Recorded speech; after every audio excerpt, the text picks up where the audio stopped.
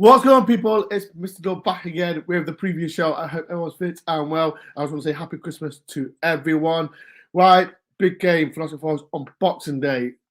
It's coming out easy as this. We've got Newcastle, and we had to get him back on. The man himself, Pete from Loaded Mag. How you doing, Pete? All good, all good. Pleasure to come back and join you again. But yeah, not a pleasure to watch our team at the moment. I don't know what's going on. Listen to me. I thought our draw against Luton was bad, but you losing to Luton. No disrespect to Luton, but what, what happened? What happened? We didn't turn up. We just did not turn up. I've got my boys there. It's all right, it's fine. It's all right, but no, honestly, we just didn't turn up. I expected a reaction. We went out to Chelsea the way we did in the quarterfinals of the Carabao Cup, and I thought, right, we're going to get a reaction here. We need one because we've got a tough January with a lot of big fixtures, and we need to get points on the board. And we knew, you guys know, you played them. They'll work hard, Luton. They'll push you back. They'll press you. But we do the same, and I expected us to go toe-to-toe. And you know what? We just did not turn up. They out-fought us. They were overriding us with attacks and intensity, and we just couldn't handle it. And it really surprised me. It really surprised me because I expected a hell of a lot better from our team. But look, no qualms to Luton. They deserve to win. But it's more of a worry about where we're at right now mentally in terms of how we're preparing for games. Pete, let's start. Like I said, you've had as a Forest fan, you've had Champions League, you're 7th in the league. But talk to us, like, as a Newcastle fan, what's your season's been like? Not gonna lie, it's been up and down. We've had some great moments. Like, we started the season, beat Villa 5-1. We think, right, we're right where we were last season. And then we had a few difficult results. We've managed to pick ourselves back up again. Obviously, had the Champions League. The win against PSG was just probably the highlight of the season. But then injuries struck. We won 8-0 against Sheffield United away. Our only. Yes, thank you. I hate them. Yeah, man, helped you boys out and most teams out, but. Honestly, at that point, it was after that game that we went downhill and we started to pick up injury after injury after injury, and it just got worse and worse. And I'm not going to lie, I don't want to use it as an excuse, but there's not many teams that would be able to handle the amount of injuries we've had, like having like 13, 14, 15 first-team players out. And it's hampered us, but that's no excuse for the performance we put in yesterday. We had a lot of our players back. A lot of our big players back, whether they're on the bench or starting. But we should have won that game. And I think up and down's the best way to describe us. It was always going to be a difficult season, adding Champions League football to it. But at this point in time, it's not the worst thing in the world. Like you said, we're sitting 7th. We're still in a position to fight for Europe. So not the worst thing in the world, but I think we had higher expectations of where we wanted to be right now than where we actually are. Talk about your manager, Eddie Howe. For me personally, he's not a high profile manager. You brought in billionaire owners, blah blah. But are you still happy with him? Like I said, Champions League football, you're 7th at the table. What's your thoughts on him? I'm happy with the manager, Eddie Howe. He's done a great job. He's navigated us to where we've got Champions League football. I have to say, a lot of fans outside of Newcastle have wanted to jump on Eddie Howe when we've had these moments and these little dips in form. We have to remember that he has navigated us through our Champions League campaign, although we weren't successful, all of these injuries, and still been able to get results and win matches against Chelsea, against Arsenal, against Man United away in the Cup, against Man City at home in the Cup. We've had some big wins. PSG. You know what I mean? Like we played that and won that without our best centre back in Sven Botman. Like he's been able to navigate us through some difficult moments and still get results. So the fact that we're not getting results now doesn't mean that we should be calling for his head. He should be questioned. Not at all. This is actually probably his first time in 2 years he's had a down moment where a string of results haven't gone well. And so rather than get on his back on this, we should be supporting him and throwing our support behind him, because look, I see Eddie Howe still being here in 3 or 4 years' time. I do. I do. Wow, and not the summer just gone, the summer before, he signed an extension to his contract. And the owners said at the time that they saw him as a potential, like, not at the same level, but they wanted the longevity of someone like Sir Alex Ferguson. That's what they saw in Eddie Howe. Whether we get that or not is a different story, but they had a long-term vision for him. So if our owners have got a long-term vision for him, then why shouldn't we? And I think he's good enough to be a manager that could take us forward for the next 4 years, potentially regularly get us Champions League football, and more so than anything, potentially win us a trophy. I think that should always be the aim. There's nothing more that I would want than having an English manager winning us a trophy, potentially even the Premier League. 100%. The first one to do it, Eddie Howe, like that would be amazing. So I'm still fully behind my manager. I'm about to say what players you've been impressed, but I want to mention one player, like one of your own. Is it Lewis Millie? 17 years old. I saw him against who was it Fulham, and 17 years old. I know you've got low injury crisis, but what's a player? I like him, mate. That's one of the main positives that's come out of all these injuries, is that we've been able to kind of unearth him. And look, I'll be honest with you, we knew about him in the summer. He was actually, we had the tour of America, we had numerous obviously friendlies throughout the summer, and he was probably one of our best performers in the summer. So we knew he was a player. Just turned 17. I was there at his debut, last game of the season against Chelsea at Stamford Bridge, and he came on for that last 15 minutes and absolutely destroyed Enzo Fernandez. And we were like, hold on, who's this guy here? He was 16 at the time. Just 17th birthday. He came on and made his debut, and it was just like, hold on, who's this lad here? And he came on, he went into pre-season and was one of our best performers alongside another Geordie lad, Elliot Anderson, who's injured. Elliot Anderson, yeah. And then all of a sudden, like, he doesn't play because obviously we had Tonali and all the other players come in.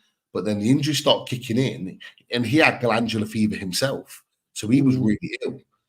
But then he recovered from his glandular fever. And normally you need a bit of time to get back, because if anyone's ever had it, like, your respiratory system gets like destroyed. But we had to throw him back in. We threw him back in, and he's performed like this, and it's like 17.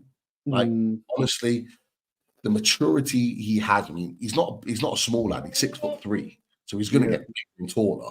But he can get around the pitch. He's got pace, control on the ball. A lot of Newcastle fans liken him to Michael Carrick in the way he plays and manipulates the ball. Honestly, mate, I can see him playing for England. I really do. Do you think he's better than? We don't. I talk about Jude Bellingham. When he's 17 years class, do you think he's on the same wavelength as Jude Bellingham at that age? I think they're a slightly different type of midfielder.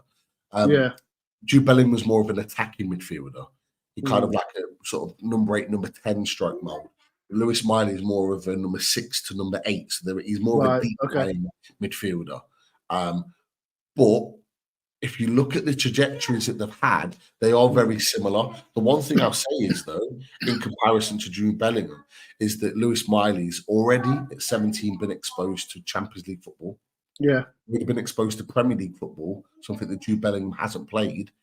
And he's maybe getting exposed to more elite, higher level football than Jude Bellingham was at that age. But, Jude Bellingham's world class right now, so he's got a long way to go to get there. But can he be that type of player for Newcastle United? Definitely. But we've got to look after him. We've got to manage him right. But the one thing is, he's playing for his boyhood club, and as long as we're going places, he'll grow with us. There's no doubt about it.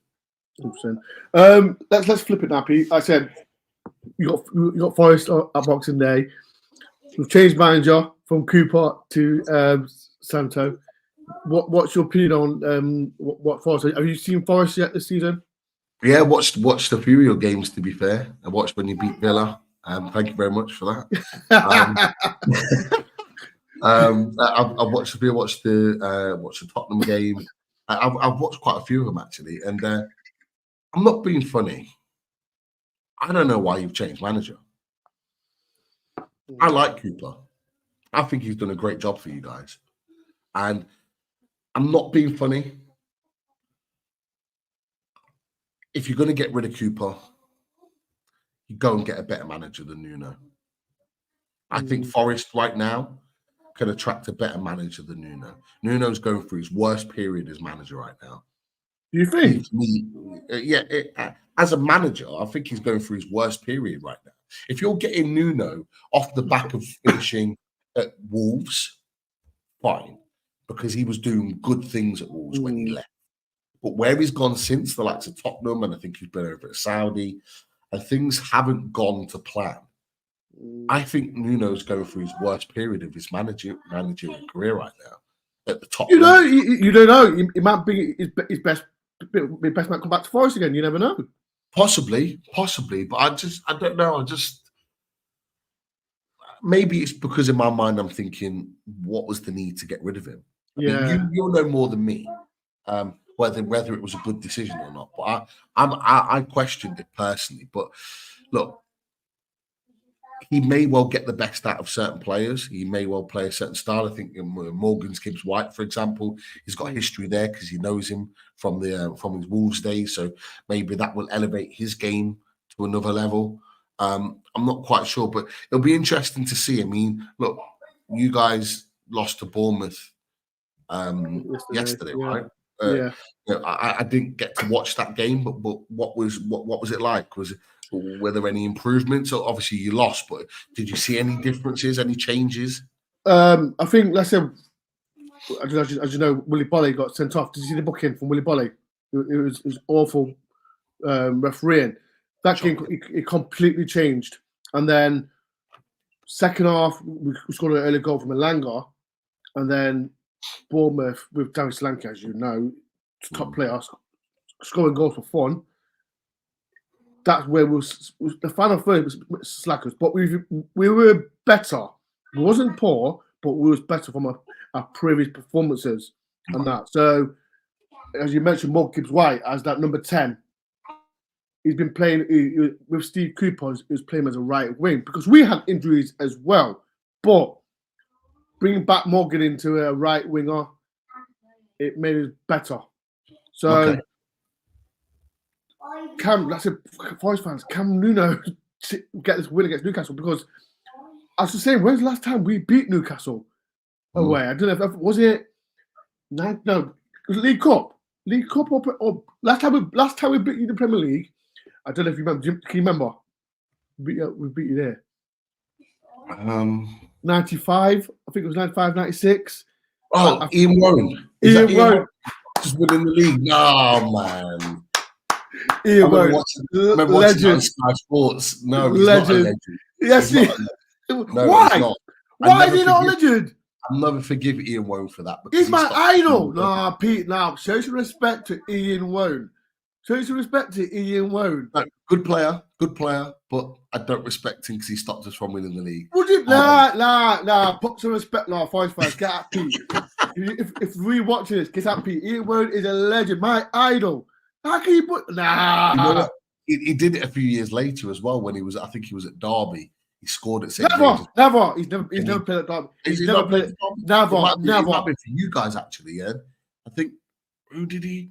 He scored again. Is either for you or another team that he played for at St. James's Park, and he got so many boos off the back of it. Let me double check. He's never played for Derby. No, it might not have been Derby. I think it might have been for another club though. He scored a goal at St. James's Park. Who's he played for? People could try. Who's he played for? Let me check his. No, never. Never. Was it you guys? I will check. I'll check it. 95. 95. Like he scored that banger, That was 2 bangers. That was your ground. That was at No, your ground. No, at your ground, 95. 2 bangers. We beat you 3-1. 95. That must be what I'm thinking of then. But he also scored at your ground. Yeah. Yes. I know what you're talking about. I know what you're talking about. Yeah. We're on the right page now. We're on the right page now. It was the same season. Was it the same season? Yeah, same season. Yeah, that's what you're talking about. That's really garbage. Never. Get out of there. Nah. Sorry, listen, I've never disagreed with my review, but Ian Warren is a legend. I remember the 2 bangers that he scored at St. James's Park. This is why he's my idol. But Pete, should put some respect to his name. I respect him. I just don't like him because Let's have 2 more questions, Pete. Like I said, let's go back to Newcastle. Like, you've got owners who are ambitious. Like I said, you're 7th in the league. Do you think a top 4 finish is possible with all the injuries that you got? If you'd have asked me 2 weeks ago, I'd have said most definitely. Yeah. Now, I still think it's possible, but less likely. And the reason being, like, for example, Friday night, Villa drop points at home to Sheffield United, and you're thinking, get 3 points at Luton, and you're narrowing that gap, because I think they're the team. If we're going to get top 4, we need to override Villa at some point. But then the fact that we go and lose to Luton, and now the gap is 10 points, that's a lot of points to overhaul between now and the end of the season. Is it possible? 110%. It is definitely possible. But I think it's going to be difficult. The only way that we get Champions League is if we get the 5th spot in Champions League. Now, we're because if with coefficient, we need our English teams to perform well in Europe, and a 5th spot becomes available. It's still possible. I think that would be a better way of getting the Champions League. Otherwise, I think we'll probably finish 5th or 6th. I think anywhere between 4th and 6th is where Newcastle are likely to finish, which is still European football, so I can't grumble at that. Back-to-back European seasons, I can't wait. 100%. Last but not least, people in the comments, get your score predictions for Boxing Day game. Let me get Pete's prediction in. Another Ian Wayne banger on Boxing Day. You know what? It wouldn't surprise me, bro, that Morgan Gibbs-White comes up with a banger, because I've got to say, I like that guy. I think he's a quality player. And on our channel, when we talk about, who would you potentially sign, Morgan Gibbs-White is one of those guys that we say we'd love to have him at St. James's Park. And as well as that, you've got, is it Murillo? Yeah, you're not having it. You're not having it. Nah. See, Pete, no. Listen, you're trying to disrespect England, and you're trying to take the best players. No, you're not having them. What I'm doing, I'm bigging your players up because you've got some good. Yeah, and when you big my players up, you're trying to take them. I remember last season, was it overtime? You're trying to take Brennan Johnson, and now he's gone to Spurs. Don't try this, Pete. Man. But in all seriousness, we have. I think we're only second. We're second in the Premier League for our home record. Yeah. And this is the frustrating thing for us. So for me, you're asking me my prediction. I think we'll win. I think it might be 2-1, 2-0. Because this is the frustrating thing, is that we can't play away from home, but we know how to play at home. Yeah. We're really good at home. And that's why I'm frustrated. But that's why I think, because our home record's so good, that will win the game. I don't think it'll be straightforward.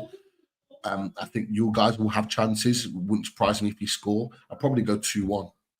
I'll probably go into scoreline 2-1, because we won't have it all our own way. But I just think at home, with the fans being on great fan base. I love Newcastle fan base. You've been there before with the atmosphere. Yeah, it's amazing. Amazing.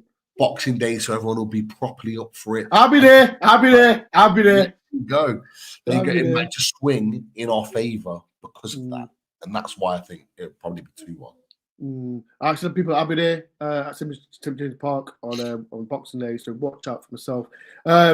Pete, before you do go, like I said, you've got a channel called Loaded Mag. Tell everyone, and how do they follow you? Yeah, well, you can see the sign, Loaded Mag NUFC. We'll be doing some content the day after Boxing Day, a bit of a review, talking about the game. Look, it'd be absolute pleasure if you came and subscribed to us. We're on the way to 7K, moving up slowly but surely, and any support with that would be amazing. I appreciate that. People like to say if you do it straight after that, its link is in the title, so please just link it and make sure you see Pete cry after the game. With, like I said, we mentioned Ian Rowe. Imagine Mark Gibbs White scoring a 30-year-old banger. And that would be great, people. But Pete, it's been a pleasure. Thank you for this early morning. I've never done an early morning show for a long time. So thank you, Pete, for taking your time out as well. And as well, thank you everyone for taking the time out to watch the show. I've been here for Boxing Day for the game. Me and Des as well. It's been a pleasure. Big game for Forest. And last but not least, I hope everyone has a fantastic Christmas as well. Forest fans, Newcastle fans as well, and all football fans as well. Take care. Have a good Christmas. And I'll see you on Boxing Day. Peace and love. Up the Forest.